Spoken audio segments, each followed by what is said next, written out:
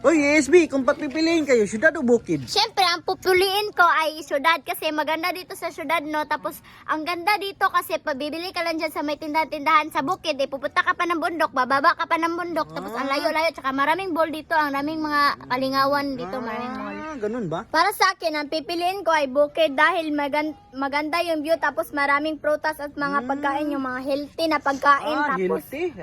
Ikaw. pero ang mas pipiliin ko ay taga-syudad kasi ang taga-syudad ay magaganda at gwapo. At mayayaman ng mga tao, maraming building dito. Hindi katulad sa mga bukid, ang liliit ng bahay. At maraming ahas dyan, ew. Ay. Paul, sa to, nalibog na naman ko. Alagi. Wanto. Mas maganda sa bukid kasi ang presko ng hangin at hindi maingay at iwas ka pa sa gulo. At sa bukid, maraming tubig, maraming ilog at hindi katulad sa syudad, walang tubig. May kanal lang, may kanal. Ikaw.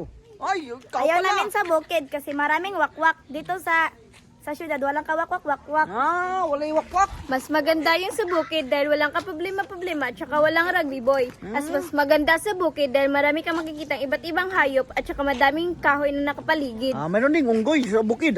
Sige, Oo, mas maganda sa ano.